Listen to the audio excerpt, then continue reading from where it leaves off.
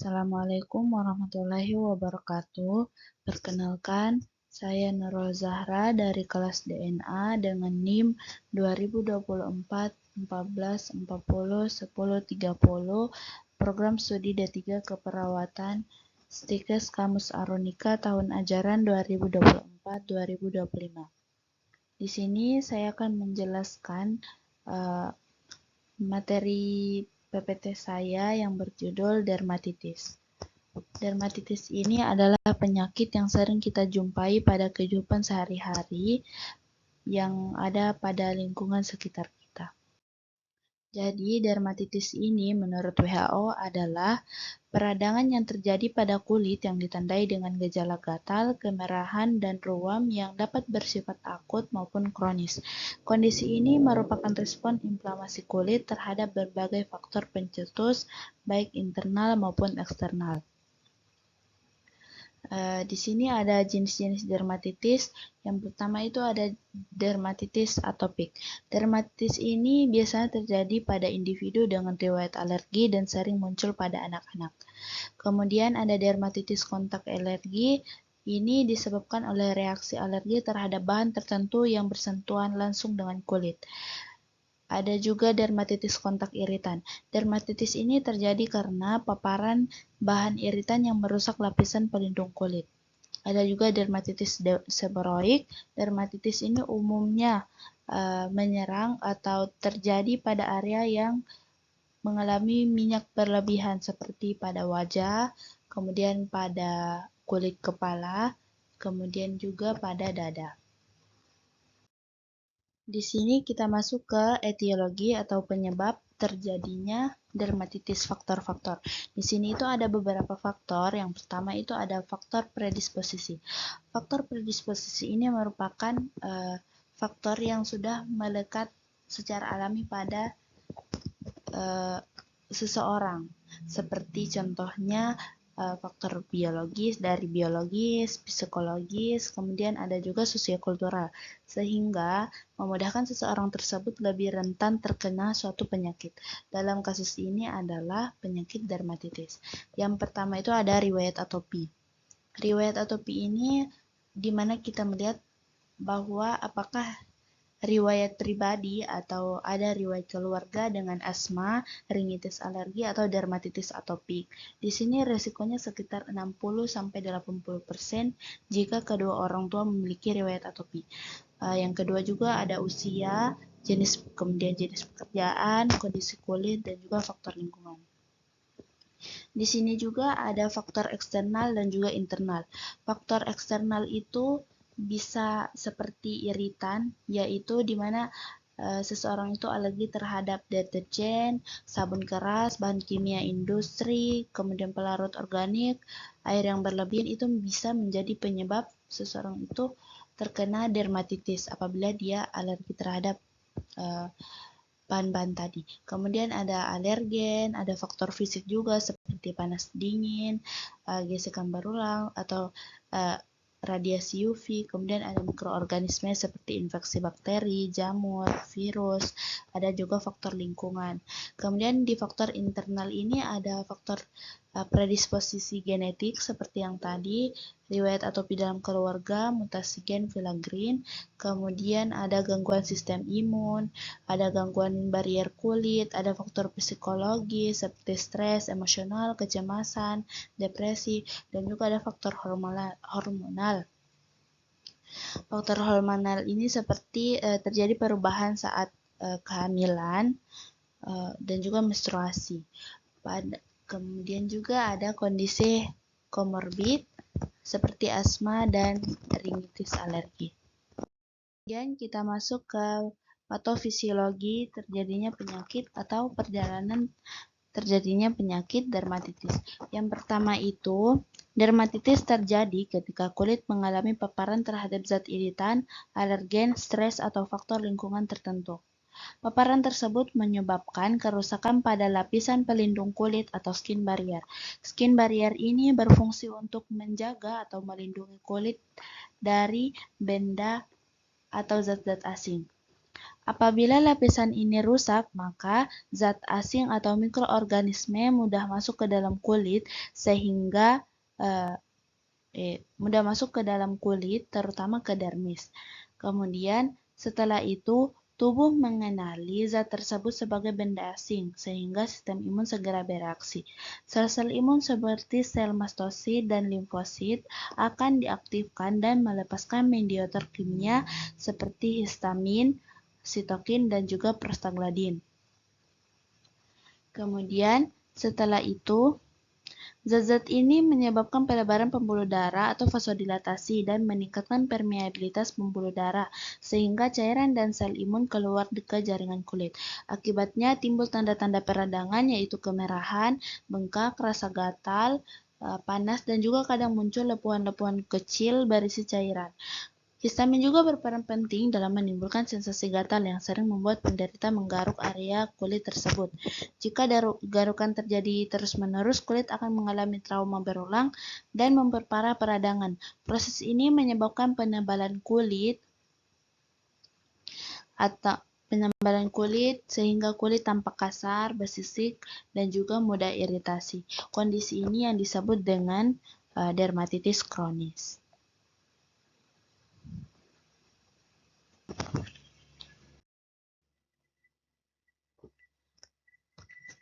Kemudian di sini ada manifestasi klinis atau tanda dan gejala penyakit dermatitis. Di sini ada tanda dan gejala yang khas atau subjektif seperti kulit merah, kemudian gatal dan kering, kadang berair atau bersisik, dapat timbul kerak atau luka bila digaruk, biasanya muncul di tangan, wajah, siku, atau lipatan-lipatan tubuh. Kemudian ada juga nyeri pada lesi yang pecah, terinfeksi, atau visura. Kemudian nyeri saat bergerak jika mengenai area lipatan. Itu adalah gejala subjektif atau yang khas dari penyakit dermatitis. Kemudian ada tanda-tanda objektif atau tanda objektif ini ada 3 fase, yaitu fase akut, subakut, dan juga kronis. Pada fase dermatitis yang akut, di sini tanda-tanda dan gejalanya ada eritema, yaitu kemerahan pada area yang terkena. Kemudian ada edema juga, ada vesikel, yaitu gelembung kecil berisi cairan jernih. Kemudian ada bula atau gelembung besar berisi cairan. Ada juga eksudasi atau pengeluaran cairan serosa dari lesi. Kemudian ada krusta, ada juga erosi, yaitu kehilangan epidermis superficial.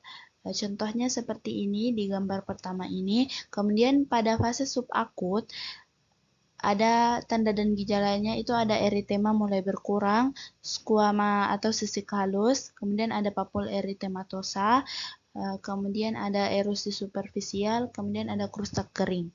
Contohnya seperti ini yang di gambar kedua pada fase dermatitis yang subakut. Kemudian ada yang fase ketiga yaitu fase kronis, di mana tanda dan gejala itu ada lichenifikasi atau penebalan kulit dengan penjualan garis-garis kulit normal.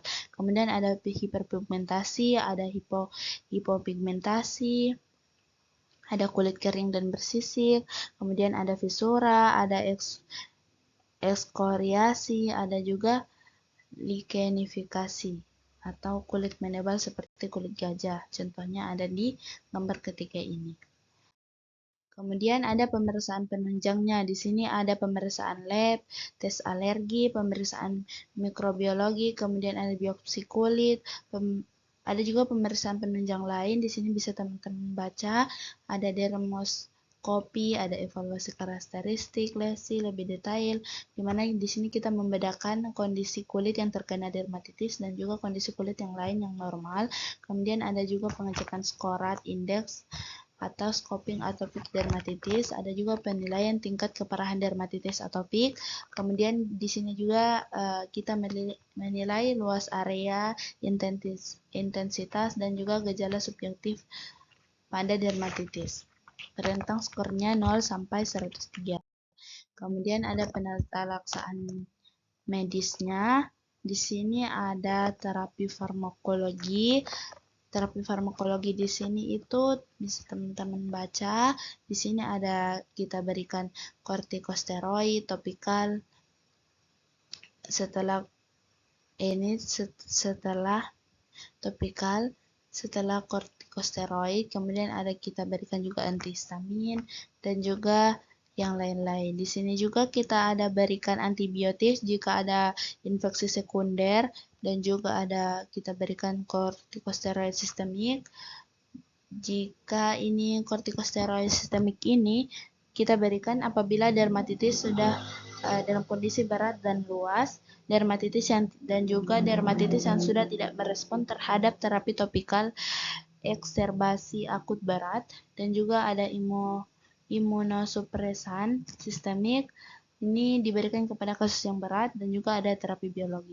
Di sini ada terapi non farmakologi juga, di mana kita melakukan perawatan kulit dasar, kemudian modifikasi lingkungan, identifikasi dan hindari trigger atau penyebab, dan juga kompres, fototerapi. Fototerapi ini kita lakukan apabila dermatitis kronik yang sudah tidak respon terhadap terapi topikal. Dan juga ada manajemen stres, ada edukasi pasien dan keluarga. Di sini edukasinya bisa teman-teman baca. Ada beberapa. Kemudian selanjutnya kita masuk ke deskripsi kasus. Di sini kasusnya yaitu laki-laki berusia 28 tahun dengan keluhan gatal pada lipatan siku dan lutut bilateral sejak 2 minggu. Gatal memberat malam hari, riwayat asma, riwayat atopi, plus kemudian pada pemeriksaan fisik ditemukan eritema, likanifikasi, ekskoriasi, dan juga hiperpigmentasi pada fossa cubiti dan poplitea bilateral. Pemeriksaan penunjangnya menunjukkan eosinofil dan juga IgE-nya total meningkat. Jadi diagnosis medisnya yaitu dermatitis atopik fase kronis dengan eksaserbasi akut. Di sini pengkajiannya yaitu identitas pasien Tuan A, usia 28 tahun, jenis kelamin laki-laki, pekerjaan karyawan swasta, kemudian alamat Jakarta, status pernikahan belum menikah, tanggal masuk 5 Desember 2025. Kemudian di sini keluhan utamanya adalah gatal-gatal pada siku dan belakang lutut sejak 2 minggu lalu. Riwayat penyakit sekarangnya itu pasien datang dengan keluhan gatal pada lipatan siku kedua lengan dan belakang lutut sejak 2 minggu lalu. Gatal dirasakan sangat mengganggu terutama pada malam hari sehingga pasien sering terbangun dan sulit tidur kembali. Pasien mengaku sering menggaruk area yang gatal hingga lecet dan kadang berdarah. Keluhan gatal memberat saat pasien berkeringat setelah mandi dengan air panas atau saat pasien sedang stres dengan pekerjaan. Kulit terasa hangat, kering, kasar, dan terlihat menebal pada area gatal. Kadang keluar cairan bening dari area yang digaruk. Pasien sudah mencoba menggunakan bedak gatal dan salep dari warung namun tidak membaik. Tidak ada demam, tidak ada keluhan pada bagian tubuh lainnya. Di sini riwayat penyakit dahulu. Intinya pada riwayat penyakit dahulu di sini pasien memiliki riwayat asma sejak usia 5 tahun namun jarang kambuh. Kemudian ada juga riwayat alergi debu dan juga udara dingin. Kemudian juga ada riwayat hipertensi. Pasien tidak memiliki riwayat hipertensi, diabetes atau penyakit kronis lainnya. Kalau riwayat penyakit keluarga di sini ibu pasien memiliki riwayat rinitis alergi, ada ayah pasien memiliki riwayat asma, kakak pasien memiliki kulit sensitif dan sering gatal-gatal juga. Kemudian tidak ada riwayat diabetes, hipertensi atau kanker dalam keluarga pasien. Next, ini riwayat psikososial pasien. Di sini pasien itu ininya di sini hanya kekurangan pola tidur. Pola tidur pasien di sini tidak teratur karena keseringan lembur dan mengalami stres deadline proyek besar gitu dalam pekerjaannya. Kemudian pola tidurnya sekitar 4 sampai 5 jam per hari karena gatal dan juga pasien jarang berolahraga. Di sini pasien tidak merokok dan juga tidak mengonsumsi alkohol. Riwayat alergi, ada pasien alergi debu, kemudian ada alergi udara dingin, ada alergi seafood, udang, dan gatal-gatal bentolan. Di sini juga ada pola aktivitas sehari-hari, bisa teman-teman baca saja. Kemudian di sini ada tanda-tanda dilakukannya pemeriksaan fisik, keadaan umum. Secara umum, keadaan pasien itu baik, kesadaran komposmetis, dan juga kooperatif. Tanda-tanda vitalnya, tekanan darah 120/80 mmHg, kemudian nadi 82 kali per menit, reguler, kuat angkat, dan juga respirasinya 20 kali per menit, reguler, suhu 36,8 Celcius, dan juga SpO2-nya 98%. Status generalis, kepala normal fekal, dan juga mata konjungtiva anemis, min negatif. Kemudian ada sklera ikterik, negatif juga. Kalau pada THT di sini dalam batas normal, dan juga leher tidak ada pembesaran kelenjar bening, storaks simetris, jantung reguler, murmur negatif, golap negatif. Kemudian paru vesikuler positif, kemudian wheezing negatif, röntgen negatif, pada abdomen, supel, bising usus positif, kemudian normal, nyeri tekan negatif, dan juga ekstremitas akral hangat, CRT kurang dari 2 detik, dan juga edema tidak ada atau negatif. Kemudian next masuk ke status dermatologi. Di sini ada fossa cubiti, bisa teman-teman baca saja.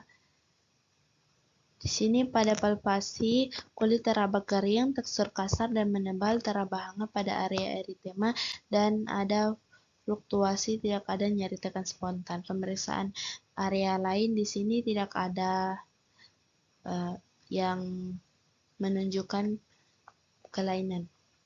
Pada pemeriksaan penunjang di sini HB 14,2, kemudian leukosit 8.500, ada eosinofil 6%, itu menunjukkan peningkatan. Ada trombosit 280.000, kemudian ada IgE total 350, ini menunjukkan peningkatan karena normalnya itu kurang dari 100. Kemudian di sini saya mengangkat 3 diagnosa keperawatan, yaitu gangguan integritas kulit, kemudian gangguan pola tidur, dan juga resiko infeksi. Kita masuk ke intervensi diagnosa pertama, yaitu perawatan integritas kulit, di mana kita identifikasi penyebab gangguan integritas kulit. Kemudian pada terapeutik kita gunakan produk berbahan petroleum atau minyak pada kulit kering. Kemudian gunakan produk berbahan ringan atau alami dan hipoalergi pada kulit sensitif. Hindari produk berbahan dasar alkohol pada kulit kering, dan juga edukasi, anjurkan menggunakan pelembab, anjurkan menghindari terpapar suhu ekstrim, anjurkan mandi dan menggunakan sabun secukupnya. Pada diagnosa kedua ini saya mengangkat intervensi dukungan tidur. Yang pertama observasi, kita melakukan identifikasi pola aktivitas dan tidur, identifikasi faktor pengganggu tidur seperti fisik atau psikologis. Kemudian di terapeutik di sini kita modifikasi lingkungan, kemudian lakukan prosedur untuk meningkatkan kenyamanan pasien saat tidur.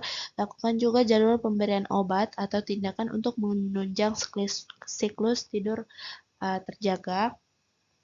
Kemudian ada edukasi, di sini kita menjelaskan pentingnya tidur cukup selama sakit, kemudian anjurkan menggunakan obat tidur yang tidak mengandung supresor terhadap tidur REM. Kemudian pada diagnosa ketiga di sini intervensinya pencegahan infeksi. Di observasinya di sini ada monitor tanda dan gejala infeksi lokal dan sistemik. Kemudian ada terapeutiknya, berikan perawatan kulit pada area edema, dan juga edukasinya jelaskan tanda dan gejala infeksi, ajarkan cara memeriksa kondisi luka atau lesi operasi, kemudian anjurkan meningkatkan asupan nutrisi. Pada kolaborasi kita memberikan pemberian imunisasi jika perlu, kemudian kolaborasi pemberian antibiotik jika perlu. Di sini implementasinya pada diagnosis yang pertama itu observasi, kita mengidentifikasi penyebab gangguan integritas kulit. Hasilnya pasien mengatakan kulit gatal sejak 2 minggu yang lalu dan memburuk saat berkeringat. Terapeutiknya menggunakan produk berbahan petroleum dan minyak minyak pada kulit kering. Hasilnya petroleum jelly diaplikasikan pada seluruh area yang kering termasuk area lesi dan sekitarnya. Pasien tampak nyaman. Kemudian menggunakan produk berbahan ringan atau alami dan hipoalergik pada kulit sensitif. Di sini pasien diberikan rekomendasi sabun. Hasilnya pasien diberikan rekomendasi sabun pH seimbang tanpa pewangi, kemudian menghindari produk berbahan dasar alkohol pada kulit kering. Di sini pasien diedukasi tentang pasien mengangguk saat diberikan penjelasan dan tampak antusias mendengarkan catatan poin-poin penting. Kemudian ada pada edukasi yang menganjurkan menggunakan pelembab, misalnya lotion atau serum. Hasilnya pasien diberikan contoh teknik aplikasi pelembab yang benar dengan gerakan menepuk lembut dan bukan menggosok. Kemudian menganjurkan menghindari terpapar suhu ekstrim. Pasien tanpa memahami hubungan antara suhu ekstrim dengan kondisi kulitnya. Kemudian menganjurkan pasien mandi dan menggunakan sabun secukupnya. Hasilnya di sini pasien diedukasi tentang teknik mandi yang tepat. Di sini pasien diedukasi tentang teknik mandi yang tepat. Kemudian di implementasi diagnosis yang kedua yaitu gangguan pola tidur. Di sini kan intervensinya dukungan tidur. Implementasinya itu mengidentifikasi pola dan aktivitas tidur. Di sini hasilnya pasien tampak lelah dan ada kantung mata kehitaman. Pasien menguap beberapa kali saat berbicara. Pola tidur pasien tidak teratur. Durasi tidur masih kurang dari 6 jam. Kualitas tidur buruk akibat sering terbangun di malam hari. Kemudian mengidentifikasi faktor pengganggu tidur. Hasilnya faktor pengganggu teridentifikasi yaitu yang pertama fisik, ada pruritus nokturnal, kemudian suhu ruangan terlalu dingin, ada faktor psikologis yaitu ada stres kerja, kecemasan tentang deadline project, dan juga 3 ada kebiasaan yaitu konsumsi kafein pada malam hari, jadwal tidur tidak teratur. Kemudian pada terapeutik di sini memodifikasi lingkungan, misalnya memodifikasi lingkungan. Hasilnya di sini kita mengatur ruangan, di mana di sini kita mengatur ruangan dan memodifikasi lingkungan untuk membuat lingkungan itu ruangan tidur pasien menjadi tenang dan kondusif untuk tidur. Di sini juga ada melakukan prosedur untuk meningkatkan kenyamanan. Hasilnya dilakukan pijatan ringan selama 10 menit area bahu, leher, dan punggung. Di sini dilakukan pada area yang tidak ada lesi. Kemudian ada menyesuaikan jadwal pemberian obat atau tindakan untuk menunjang siklus tidur pasien. Di sini bisa teman-teman baca hasilnya. Kemudian ada edukasi. Di sini kita menjelaskan pentingnya tidur cukup selama sakit. Pasien sudah diedukasi hasilnya. Kemudian anjurkan penggunaan obat tidur yang tidak itu. Kemudian kita menganjurkan penggunaan obat tidur. Hasilnya pasien diedukasi. Di sini bisa teman-teman baca saja. Kemudian pada diagnosa ketiga, ini juga implementasinya. Di sini saya langsung saja ke evaluasi. Evaluasinya pada diagnosa yang pertama itu gangguan integritas kulit. Hari pertama itu subjeknya pasien mengatakan kulit gatal sejak 2 minggu, kemudian memburuk saat berkeringat, kulit terasa kering dan kasar. Objeknya eritema luas, lignifikasi tebal, dan eksoriasi multiple pada fossa cubitis dan popltea bilateral, kulit hangat kering, skala gatal 7/10. Masalah belum teratasi, intervensi dilanjutkan. Kemudian pada hari kedua, pasien mengatakan kulit sudah lebih lembab, gatal berkurang menjadi skala 4/10, sudah rutin pakai pelembab 3 kali sehari. Objeknya eritema berkurang, intensitasnya warna lebih pucat, dan eksoriasi mulai mengering. Tidak ada luka baru, kulit lebih lembab, skoma berkurang. Masalah teratasi sebagian, intervensi tetap dilanjutkan. Kemudian pada hari ketiga, pasien mengatakan gatal minimal skala 2/10, kulit tidak kering lagi, kemudian merasa nyaman. Pada objeknya di sini eritema minimal, likanifikasi melunak, kemudian semua eksfoliasi kering, kulit lembab, tidak ada lesi. Kemudian asesmennya masalah teratasi, planningnya pasien diperbolehkan pulang. Kemudian pada diagnosa yang kedua, ini diagnosa yang kedua. Ini pada hari pertama, pasien mengatakan hanya tidur 4-5 jam per hari dan terbangun 2-3 kali per malam karena gatal dan merasa tidak segar saat bangun. Objeknya pasien tampak lelah, kantung mata hitam, sering menguap, dan pola tidur tidak teratur. Kemudian asesmennya masalah belum teratasi, intervensi dilanjutkan. Hari kedua, pasien mengatakan tidur lebih nyenyak 6-7 jam, hanya terbangun 1 kali, merasa lebih segar. Kemudian objeknya pasien tampak lebih segar, kantung mata berkurang, tidak mengantuk siang hari, dan dapat melakukan teknik relaksasi. Masalah terasa sebagian, intervensi dilanjutkan. Kemudian pada hari ketiga, pasien mengatakan tidur nyenyak 7-8 jam tanpa terbangun. Di sini objeknya pasien tampak segar dan berenergi, masalah teratasi, kemudian intervensi dihentikan, pasien diperbolehkan pulang. Pada diagnosa yang ketiga, di sini kan resiko infeksi. Pada hari yang pertama, pasien mengatakan tidak demam dan tidak ada cairan berbau, suhu 36,8 derajat, tidak ada tanda infeksi, risiko tidak ada tanda infeksi, yaitu tidak ada pus, tidak berbau, tidak ada peningkatan eritema. Namun di sini ada eksfoliasi terbuka. Di sini memiliki resiko tinggi terjadinya infeksi. Kemudian asesmennya di sini intervensi dilanjutkan, masalah belum teratasi karena ada eksfoliasi terbuka ini, jadi intervensi tetap dilanjutkan. Hari kedua di sini pasien mengatakan tidak demam, tidak ada tanda infeksi, dan juga suhu objeknya, suhu pasien 36 derajat Celcius, tidak ada tanda infeksi lokal maupun sistemik, luka bersih dan kering, pasien patuh untuk cuci tangan. Asesmennya risiko infeksi dapat dicegah dan tidak ada infeksi. Di sini planningnya intervensi tetap dilanjutkan, di mana kita memonitor tanda infeksi dan evaluasi kembali selama 24 jam. Kemudian di sini pada hari ketiga, ada subjeknya pasien mengatakan tidak ada keluhan, tidak demam, luka sudah kering semua, kemudian suhu 36,6, kemudian tidak ada tanda infeksi, semua luka kering dan bersih, pasien mampu perawatan mandiri. Masalah teratasi, pasien intervensi dihentikan, pasien pulang. Kemudian kesimpulannya di sini inti dari kesimpulannya yaitu penata laksanaan dermatitis ini memerlukan pendekatan holistik yang melibatkan kontrol medis, perawatan kulit yang tepat, gaya hidup dan juga dukungan psikososial.